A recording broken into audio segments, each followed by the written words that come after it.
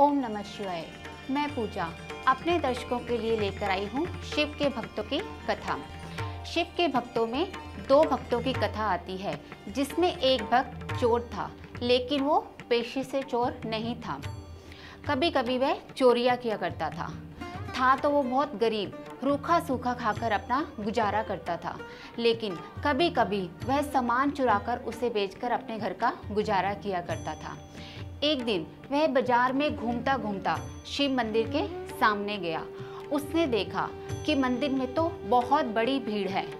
भक्तों की लाइन इतनी बड़ी है कि वह मंदिर के बाहर तक लगी है और भक्त शिव के ऊपर बेल पत्ते और दूध चढ़ा रहे हैं। उसने सोचा अभी उसका कार्य नहीं होगा, वो बाद में आता है। तब वह रात को एकांत में आया। जैसे ही वो मंदिर में आया, उसने देखा कि वहाँ पर एक सोने का घंटा पड़ा है।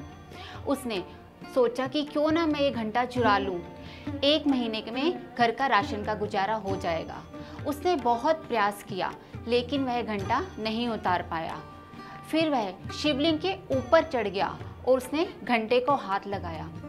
जैसे ही उसने घंटे को उतारा, उसने क्या देखा कि शिवलिंग में से शिव प्रकट हुए हैं। शिव को देख के वह हैरान हो गया, स्तंभ हो गया। शिवजी जी ने कहा कि तुम डरते क्यों हो, परेशान क्यों हो और क्यों कांप रहे हो? लोग तो मेरे ऊपर बेल पत्ते और दूध निछावर करते हैं, तुमने तो अपने आप को ही पूरा मुझ पर निछावर कर दिया। मुझे यह निछावर बड़ा ही प्रसन्न लगा। चोर को शिव की बातें सुनकर अपने ऊपर बहुत गुस्सा और क्रोध आया। तब शिव के शब्दों को सुनकर उसने अपने जीवन में परिवर्तन लाया। उसके बाद उसने कभी भी चोरी नहीं करी और शिव का हमेशा भक्त बनकर रहा। आगे जो दूसरी कथा आती है वह एक मैसूर की है, जो शिव का था भक्त, जिसका नाम था मल्ला। था तो वो शिव का भक्त, लेकिन वो पूजा दिखावे की किया करता था। राह पर आए गयों को लूट लिया करता था वो लुटेरा ही। एक दिन अपने निर्यात स्थान पर वो खड़ा हो गया। उसने सोचा अब जो भी आएगा मैं उसे लूट लूंगा। तब उसने देखा सामने से 4 योगी आ रहे हैं। जैसे ही वो योगी आए, उसने उनको घेर लिया और बोला, निकालो अपना सामान निकालो। तब योगियों ने उसे समझाया कि तुम्हें क्या ऐसा कार्य शोभा देता है, शिव को प्रिय लगेगा?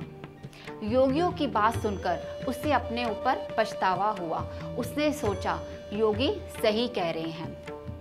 इसके बाद उसने राह पर आए गए लोगों को लूटना छोड़ दिया, लेकिन वह कभी कभी चोरी कर लिया करता था। एक बार फिर उन 4 योगियों का आगमन उसके घर के पास हुआ। तब उन्होंने उसे यह सिखाया कि तुम जो शिव की भक्ति करते हो वो दिखावे की मत किया करो। तब योगियों ने एक बार उसे फिर उसी तरह समझाया। उसके बाद उसने आजीवन कभी भी चोरी नहीं की और सच्चे दिल से शिव की पूजा करी। उसके बाद वह जो भी भोजन कराता, महाशिवरात्रि के दिन गरीबों को भोजन कराया करता था। शिवजी जी उसकी इस तपस्या को देखकर बड़े प्रसन्न हुए और उसे दर्शन दिए। उसके बाद शिव के दर्शन पाकर उनके चरणों की वंदना कर कर उसे महासमाधि प्राप्त हुई। जिन 4 योगियों ने जहाँ बैठकर उन्हें शिक्षा दी थी, वह एक तीर्थ स्थान बना। उसके बाद मल्ला के साथ उन्होंने भी महासमाधि प्राप्त करी। इस तरह शिव ने अपने भक्तों का उद्धार किया। ये थी आज की अध्याय की कथा, जिसमें हमने आपको शिव के भक्तों की कथा का वर्णन किया है।